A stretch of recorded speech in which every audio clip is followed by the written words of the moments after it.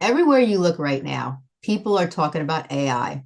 Some say it will replace jobs, some say it will change everything. And a lot of people are quietly wondering, well, where will I fit into all of this? And am I going to be replaced? And do I need to completely reinvent myself? How do I stay relevant in a world that's moving this fast? The truth is, fear spreads faster than understanding. And then when people operate from fear, they stop thinking clearly. Today's conversation is about flipping that mindset completely. Because what if the real opportunity is in the AI era and it's not the actual technology? What if it's how we think?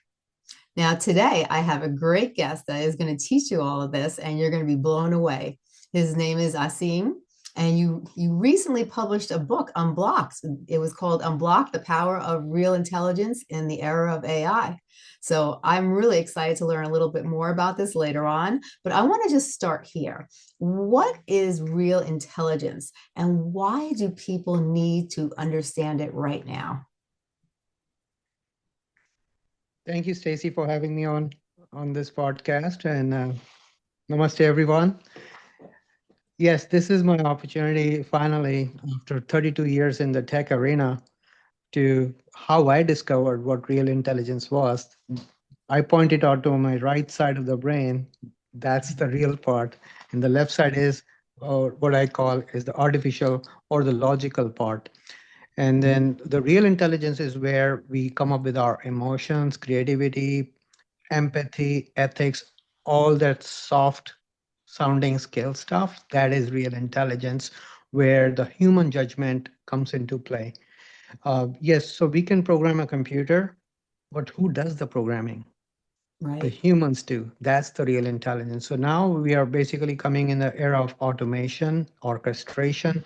Now we call it AI, where everything a machine can think, memorize, and then deploy. And then people are getting that vibe of why would I be needed then? So that's where I wrote the book because this is not my first time around. I went through this journey back in 2002 as a highly credentialed network architect. When I saw the layoffs coming in, the dot-com era, I felt so insecure that only I know. Then I was like saying, with all the degrees and credentials, what use is this? So I was in the same boat a lot of people are today. So I wrote this book as if I was talking to my 32-year-old self. So when they say, so that was my motivation about this book, and I wanted to just put my perspective through the journey.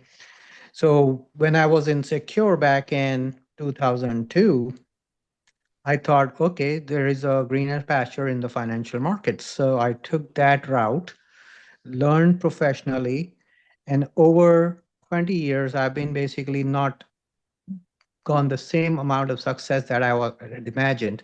I thought, I'm good, I'm so intelligent, I'm good at tech, I can deal with stock market. It's just a stock analysis and all that good stuff. But Mhm. I was so wrong. So what I had discovered, part of my journey, that fear, greed, ego, all those gremlins came out over time. It took me about 20 years to figure out and then say, okay, get rid of your ego, Seam. You need to be disciplined. You need to be patient. Where you are talking real time risk management, you're dealing with the money and people's lives, right? Like your own family life. That's when I took a relook around. So I got into some studies around because uh, self doubt was all over my thinking right now. So I started studying, okay, why it happens, why a person like me would have to go through this thing. Not that I was going through an adversity, but yeah, it was like, yeah, there's a saying, take it from Paul Pay to Peter. That was the game I was playing. Yeah, smooth sailing on the tech side, but where I really wanted to go, do well, I was not able to. And then the discovery was like, yes, the way I could do, I did not have to be very healthy or very athletic. But what I learned from the market says, yeah, you need to be mentally focused. disciplined and patient, and then Yeah. let go of the greed part especially, and the ego was definitely there. And now 32 years later, I'm a much calmer, relaxed, and confident person. And that's what I wanted to share with the public who are just like me, coming from Mhm. a technical background, thinking a faster computer will solve their problems. Yeah. Think again. Now, right now, a lot of professionals feel overwhelmed, not because they're incapable, but because the landscape is changing faster than they expected. Like people hear things like AI will replace you, everything is automated now, humans won't be needed, but, you know, why do so many smart people feel stuck when today's new technology emerges? Well, that is again the thinking around the narrow-mindedness. Then, like you have been brought up into like a particular industry, and you can't think beyond it. And that's exactly what we are looking at.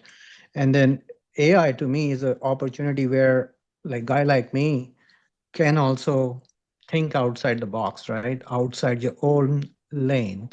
So that's what I put it in my book. Is there a whole chapter on rethink work. Work is an acronym. By the way, all my chapters in the book are acronyms, and then I expand and uh, make it from a business strategy education for that. So, work is willing to obtain real knowledge. So, WRK. And then I separate them out as hard work and smart work. Hard being having a happy attitude, rigor, and discipline. So, that combined with the multiplier, which is smart, not the smart goals. It's Yeah. study, master, apply, revise, and track. So it's a continuous education, regardless what you do, especially in tech sector. We used to Mhm. have a 3 year cycle. Now it's cut down to about 18. Now it's going to be cut down to even further more. You might Yeah. have heard Anthropic CEO said 25% of white collar jobs will be gone in 18 months. It Yeah. may be true, and but it doesn't scare me Right. because if I can rethink work and then like align myself, so that other word is adaptability. You need to be adaptable. Like, it's not just a word. Like that's the name of the game right now with technology Right. is what's coming in and how can you use it. You have, yes, I see there are too many options, but you got to stop somewhere. Right. So what I'm telling people is, yeah, have a like a broader perspective, and then go deep into what resonates with you, with your skill set, and currently, and then keep building on that. And for the fear factor, I say AI will not replace you. Somebody with AI will replace you. So get on the bandwagon Mhm. and uh, just get on the continuous journey, be adaptable, and then rethink work. So that's where your power lies right now. So, is it like a lack of skills or is it something deeper like mindset that's the main problem in our society today when it comes to AI? So I am a technologist and I don't sell technology first. So the in my book, the first chapter is around the three pillars: people, process, and technology. Hmm. So, what in large enterprises happen? Everybody is going for the latest and greatest tech, but they forget the existing processes and the people. Are Yeah. our people ready? Do we have the processes or do we need new processes? Hmm. They buy the technology first and assuming that miracles will happen and it fails. That's why if you look at McKinsey or any of these big four firms studies, Yeah. 70% of the digital transformation projects fail. That's the reason. Hmm. So I always start with the people first, and people what I mean is in an organization would be the leadership, the CEOs, the CIOs, the CTOs. And if for a smaller business, it's you, the entrepreneur, it starts with you Hmm. and to that mindset thing. So you have to think from where you are in this ecosystem, and then how you going to lead it. And Right. that's something I'm proposing is AI by itself is not going to work.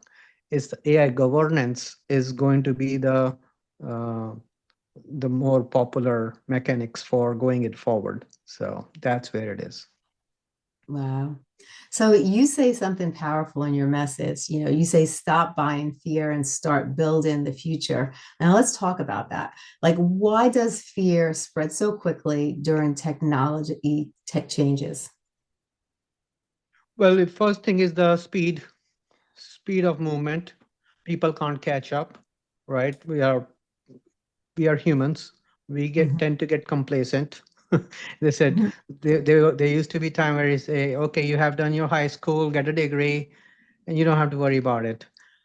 Times have changed, especially with the technology. Like the way the technology changes, you have to change. So that's where people are not still used to it. Yeah. They are status quo, right? That yeah, once I've had achieved a certain education, that's it. After that is all earnings. Mhm. So that's where people are not used to those type of environments where you have to keep up, and that's where the unknown comes in. Something that I've not done, I'm going to fear. So that's where the fight or flight comes in, is Yeah. the uncertainty that comes in for something that you don't know. That's where the fear crops in. So Mhm. if you come up with your mindset around the courage is the opposite one. So that's some in the very beginning of the book. I have the Eleanor Roosevelt's quote that I live by. Look fear in the eye and do the thing that you think you cannot do. Mhm. That's what AI is going to teach us is okay, it's going to move fast. How do I come up with something that I can keep up with that fast movement and then still be relevant? Right. Now, how does fear prevent people from actually seeing opportunity? Well, that's a blocked mindset, right? So fear basically is going to uh, shut down your neurons, right? From like a think from a thinking broadly. So your tunnel vision, you can't get around it. And I don't blame people because they might have the social upbringing, the current social environment, the current situations that may not allow them to think like that because they have other priorities that are keeping up. It becomes like a juggling act. And then when you're fearful, then you don't know how to prioritize. And that's Mhm. where you really need an outside somebody who can show you the mirror. So either you can do some self work, and that Mhm. requires self awareness. If not, then you have to look outside somebody trustworthy that can show you the mirror where your blockages are and then what to work on, and then prioritize those things that lead you to thinking differently. So, and that leads into some rituals and routines which I learned the hard way. I did not believe on this. I used to wake up at 8, I used to wake up at 9, I used to wake up. I've tried it all. I said, Mhm. let me see. And I discovered what worked for me. I had coaches telling me, yeah, you need to join the 5 a.m. club, or you will not make it, or you need to be there. So, whatever resonates with you, you will learn. You need to be able to discover. And Mhm. I'll give you my example how I learned it through breathing. Like everybody does talk about breathing. That's the most fundamental thing Mhm. is we do it unconsciously, whether you like it or not, you're breathing.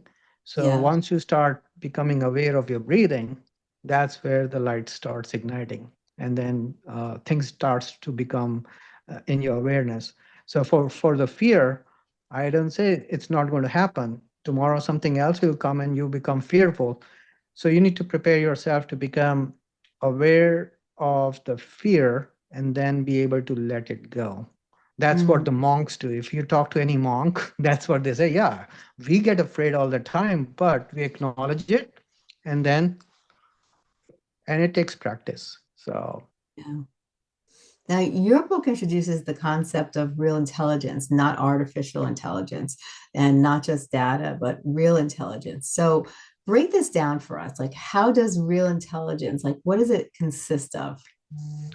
So I used four pillars. So part of the assessment I did for myself, I came for four thing, and I call it my EPDF.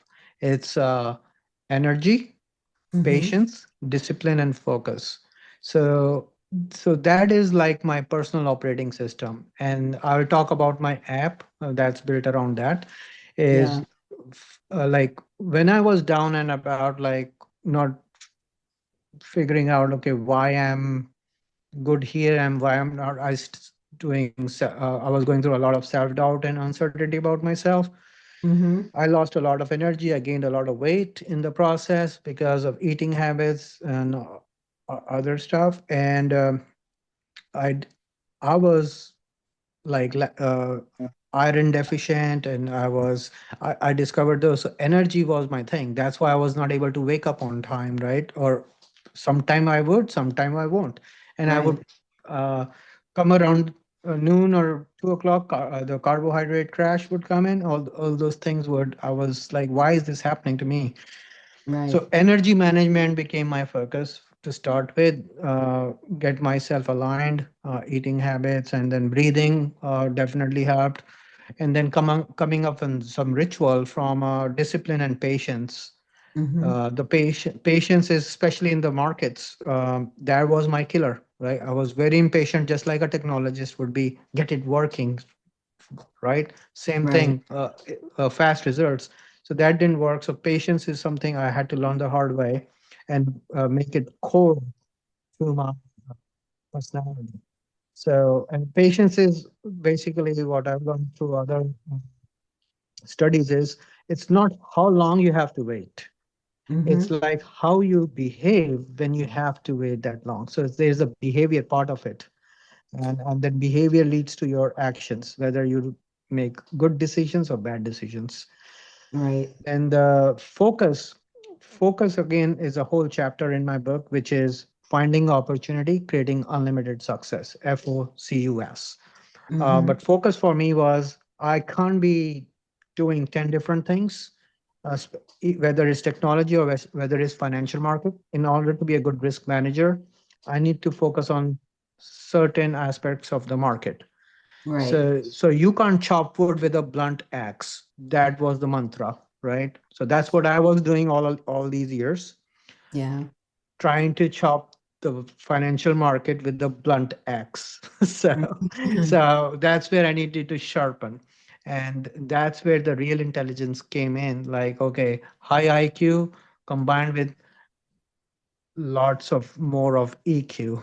That's Yeah. the real intelligence piece is uh, looking things from a calmer, relaxed perspective and take quick decisions and then move forward. And then focus is definitely one of the things. As a technologist, I was like a multitask ADHD type Yeah. personality, and markets have taught me to be more streamlined, calm, relaxed, and then take a more confident approach that way. So that is the real intelligence perspective for me, EPDF. So from a technical perspective, yeah, I try to mold it into everything. Like I don't know if Adobe is going to sue me for this, but I said read your own PDF. So for that, you have to make your own PDF. So Right. that's where it is. I love that. Now, what are human capabilities that actually become more valuable in an AI driven world? The human capabilities. Well, Yeah. first thing is, yeah, in AI driven world, like you see, there are so many tools, they are overwhelming. Like your capacity to deal with overwhelm, and how you Hmm. do that is, like I said, yeah, you have to have like a general broader perspective of what's out there Hmm. without getting overwhelmed, and then pick your sweet spot and then go deeper into a few of those. So I give you my example now. I think that will be a good point around my coaching app as well. So I'm a network architect, security architect, never wanted to be a software engineer. Most of the, what do you call that?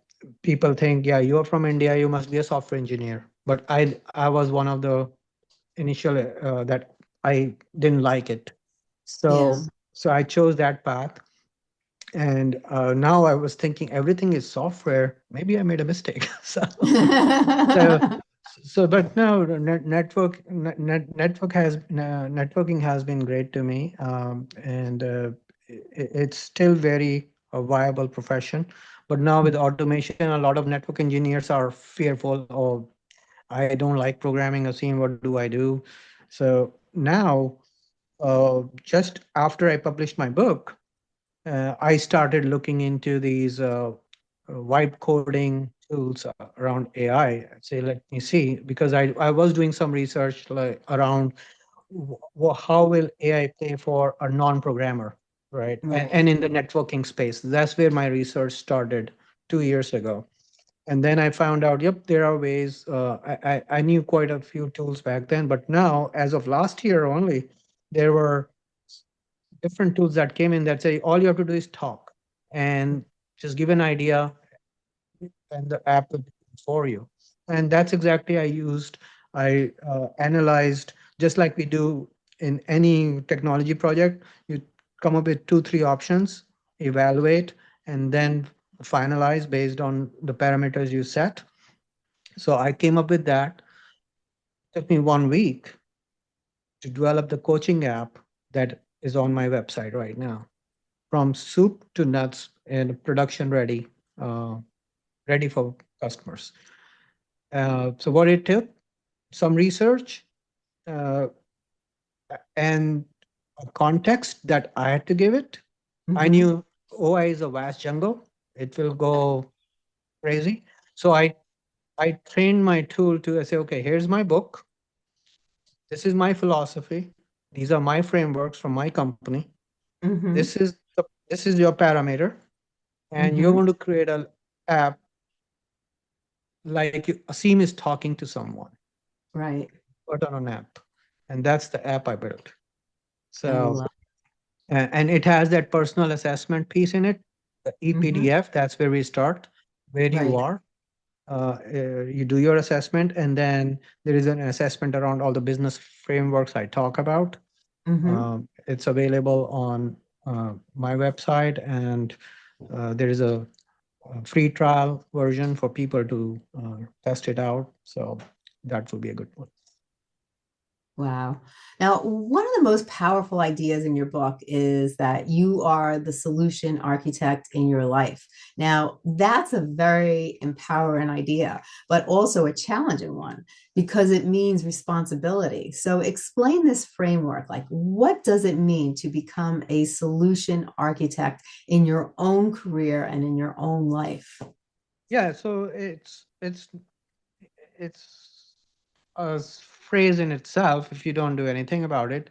So I probably mentioned about the work, the rethink of work. The work in my book is not traditional work. It's willingness to obtain real knowledge. So Hmm. willingness is the responsibility. If you are willing to rethink work, right, then you can go to the path of becoming the solution architect, right? Right. So you are not dependent on things happen to me. No, you Right. are the taking the ownership of making things happen. That's what it meant by you are the solution architect. Hmm. So work is willingness to obtain real knowledge. What is real knowledge? Real Right. knowledge, you can say it's the experience, things when you do, things you read, and then you put it together, that becomes your knowledge. So then I split work into two parts, hard work and smart work. So hard work is writing code, thousands of, that's something I hated doing, right? That's why I didn't want to be a software programmer. Yeah. Uh, so that is the traditional definition of hard. Labor, hard means labor, right? Yeah. I broke it down hard as happy, attitude, rigor, and discipline. So discipline comes in here. That's where it starts with my EPDF. That's where it ties in. Is the so you if you're willing, you will be happy doing what you're doing, right? And I do mention about the acres of diamond story in the book as well. Like Mhm. wherever you are, you need to be happy. Your attitude defines your learning capacity. Otherwise, you will be disgruntled, you will not succeed well. So you Right. need to be satisfied, happily doing stuff makes progress. The other part is the smart work. Smart is Mm-hmm. not the smart goal one. Smart is study, then master the mastery, then you apply. That's the actual application. Then Mm-hmm. whatever problems come in, you revise the R, and then you track your progress. So it's a continuous journey. It's not just linear. You start and you finish, you're done. Those days Right. are gone. So you need Mm-hmm. to be continuously learning. So that's the combination of a hard work with a good attitude, with happiness ingrained, with rigor and discipline. And that's Right. where that's how you can basically conquer this fast moving AI world. That's my philosophy. And no work is too small. Right. So no matter where you are, you have to do the like you are doing vibe coding, you're talking the like as a programmer, and the things are happening. uh, Mm-hmm. don't think, okay, I have 30 years of experience, I'm not going to do Right. a beginner level work. So that's a bad attitude, right? Yeah. We were talking about the attitude. Attitude is, yep, willing to do it, whatever it takes to get the job done, Right. and you will be irreplaceable that way. That's my philosophy. I love that. Now, what are the key principles people should adopt to stay, adaptable in the AI era? Yeah, you have to again pick a lane. So I am in partnership with some training company that give you a buffet of education. Is AI for executive, AI for marketing, AI for finance, AI for networks and security, AI for HR. So whichever lane you are in, start exploring there, and then uh, wherever you are afraid that AI will take you, Mhm. go there, look at it in the eye, and say, "This is what I'm going to do." Right. That's the courage part. Like, okay, don't give up. So dig deeper in that. Okay, how I can replicate this? Yes. There will be always something that will require your judgment, Right. human judgment. Yes. Now, how can someone start thinking like a solution builder instead of a problem observer? Well, again, first you start with self-awareness. If you can't observe yourself, good luck observing outside. So start with yourself. That will be a great start. So that's the personal assessment, your personal operating system. When you Hmm. start seeing what your patterns are, then once you start discovering your own pattern, I've learned the hard way, then you can start seeing others. Right. So I used to be a very critical person because I was a go-getter. If somebody was slow, I was very impatient. Uh, Yeah. Ego was definitely there. Oh yes, I know a lot of stuff. I work with the speed of technology. Why are you not moving? Yeah. Now I take a back seat and said, no, people are different. That's where I'm more people centric than ever before. Right. Is everybody's different, and you need to uh, either become a mirror for them. They say, okay, look, this is where you need to focus, and that's why I tell on the other side, become self-aware first before you point fingers out. So when you point finger out, you have three pointing towards you. So notice that. So Now, let's make this practical. Like people are listening right now, and they might be entrepreneurs, corporate professionals, students, leaders, or people worried about their future. Like, what mindset shifts should they adopt right now? well, there's a cliche word, curiosity mindset. Instead of fear, you need to be curious. Like, I'll give you my example. Hmm. What I don't do generally, what I started doing when the AI came in, like this video generation, right? Yeah. Fascinating stuff from a content generation. I used to outsource everything else, right? Uh, the book writing part, right? I why did I wait 30 years? I don't know. Maybe it was harder, but now it's a lot easier. Um, Yeah. so content generation, some things that you don't know from a day-to-day perspective. There are Hmm. so many applications. They're like fun applications that will give you the motivation, and then you can take that to your real job. Right. Yes, the challenge today is depending on where you are, they might not allow a whole lot. So you're constrained with the tools. Just play with Yes. them. And then as a homework, you can explore outside as a side project.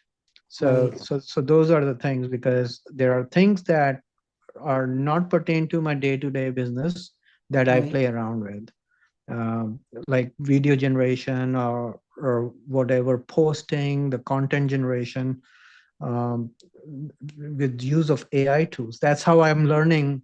I pick a tool, then I get two more suggestions out of that. Right. Yes, then you have to decide, okay, what's my threshold? Like I cannot be um like playing with five different tools. So it's a selective process, but you do Right. try. I think that's so without the overwhelm, if you stay like the from a fun as a game, you will Yeah. learn so many, and you will build a arsenal of tools that you can when you talk to people. Oh yeah, I've heard that. You look smarter, but automatically. Right. Like within last 2 years, when I've researched uh, for the programmer type people, they say, "Oh, Asim, you know RAG." I didn't know RAG, but now I do, because of part of the research, the things I was doing. These things came in, and I read about it, became Hmm. knowledgeable. This is something I never did, so I did not have to do, but now I sit with people who are more programmer types. Yeah, they are scared, but I tell them. So they are really liking the approach that I took in the book. Is, yeah, being a technologist and into the financial market. Yes, so there is a hedge between two careers. So that's how you have to think with AI. Okay, if it's affecting in my particular vertical, Yeah. I can take this tool into other vertical, and then what I used to do, because not every vertical is moving the same speed. So Right. what you do here, you can uh, transform over there and then catch up later. Right. So that's from a practical standpoint. That's what I am doing. Even after 32 years in tech, Yep. I'm picking up new stuff that I've never done before. And it's the mindset, again, is uh, whether I want to be fearful, sit in a room and do nothing and cry about it, or learn about it and then make it useful. Right. And how should people think about lifelong learning in this environment? It doesn't have to be just this environment. Again, the lifelong learning, like I'm an educator myself. That is my personal trait. Like you can see all the certs I have, all the degrees I have. I am a lifelong learner, and I'm still, as far as the financial markets, I'm a student for life. No Hmm. matter how much I know, Yeah. uh, I'm going to still be learning. Technology is the great place to be, right? Like uh, the way my career started, what you see in the book, those technologies don't even exist now. Right. So that's the mindset you have to have, is what got you here will not get you there tomorrow. You have heard that. It's the same with tech. What you know today might not be relevant tomorrow, so you have to keep learning. Exactly. Exactly. Now let's paint the picture, like a bigger picture of this. Like for someone who embraces real intelligence, who, stays curious, who learns how to work with technology instead of fearing it, what does their future look like for them? Well, if you put all those goodies in one bag, you will get a big goodie out of that bag. Uh, yeah, I mean, the future is definitely bright. So basically, that's part of the positive thinking psychology. Is you have to just think positive, but again, you can't just think positive and do nothing positive about it, right? So all Right. those things that you touched upon, staying current, be adaptable, learning all the time, and then working on yourself. Uh, yes, it doesn't stop the challenges, but you will know alternate paths to overcome those challenges because you are the solution architect. You know how to design alternate systems. Right. Now, what opportunities exist today that people might not be seeing yet? Uh, Again, depends on the vertical side. Every vertical right now is growing exponentially. So I will tell you, government sector, they're doing a lot of pilots. Again, that's a different one. But for the larger global audience, I will more focus on these verticals on the commercial side, like finance. Hmm. Fintech is booming, right? Especially Yeah. around with cryptocurrency and blockchain. Now, with the if you marry that with AI, AI, what is doing is bringing speed to the equation, right? Um, what it further enhances is security. Hmm. Security by itself is big because if AI is becoming like a more of a black box problem, Yeah. everything's automated. You don't know what's going on. All you're saying is do this and it does. But what's happening in the background? If you do not have that context, how will you going to secure it? So there are Yeah. opportunities around that. Like I just put a post on LinkedIn about the governance, which is the real intelligence as the rooftop. And Yeah. then you have the pillars around the elasticity, the model agnosticity, and the AI FinOps. And then the foundation is the easier model, like that. That's the methodology that I have it in my book that I follow in my company is the easier infrastructure, which is elastic, agile, secure, intelligent, economical, and risk reducer. So those are the elements of the infrastructure build out. So there are the opportunities, there are single letter opportunities within the whole framework. So Yeah. you pick your lane. If you're a security person, yeah, there is a lot of opportunity coming that way, especially around AI security, which is not even um, looked at properly right now because they're saying it's behind the scenes, but that's the wrong approach. So you need to open that black box and see how things work, and Hmm. then look for those. And it applies to every vertical, really. Uh, Right. Fintech is adopting, then pharma, medical, healthcare, HR. HR is definitely what I tell them. Don't buy the skill set, only buy the character. So that's where the real intelligence again comes in. Because in Yeah. AI, like when you're doing automated hiring, uh, they might skim over a really good personality just because they did not have the few credentials on there. So Now, let's give listeners something simple to start with. Like Assam, are three things that someone can do this week to stop feeling overwhelmed by AI and start thinking like a solution architect? yep, like a personal plan. First, assess Hmm. your own operating system. Like I said, yep, you can use my website, see where you are in those areas, your energy, how you are keeping up, and then your patience, how patient you are, or how disciplined you are when you are doing things, Hmm. and work on your focus. Focus is not a one-day thing. Come up with a few rituals like a daily routines. Wake up at certain time, do some activity at certain time. Like I started playing pickleball, which I never thought I did. So I made a routine of that. I'm just giving you a live example. Hmm. Um, yes, from your personal life, pick those three and start doing routinely. That's where you are sharpening your own axe, Hmm. becoming patience and discipline and focus, and then take it to your work environment and say, okay, uh, first is you because you are the solution architect. So you work apply on that first, and then take it outside on your whatever vocation you have, and you will see the difference. I love it. Now, tell us a little about the services and the products that you provide. Well, currently, like the main services are around technology consulting, business advisory, and then we have the financial risk management, Mhm. And then AI certifications, I have partnership affiliation on that. Uh, whichever uh, vertical you are, there is a certification for that.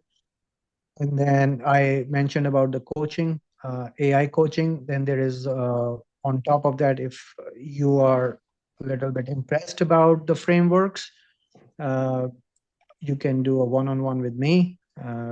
That's something I'm going to look for, expanding at a global level, wherever it takes me. Uh, and that's the thing.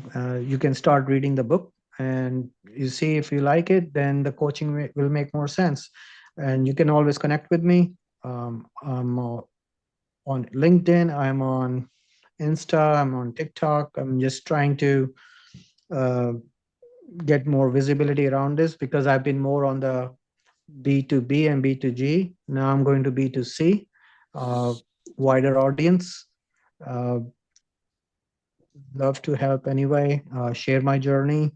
And that's my live example. I didn't learn it from the books only. So, this, I'll give you some real examples, Yeah. whether it's from the financial risk side or any technical guidance from a career development, like people are not sure where to go.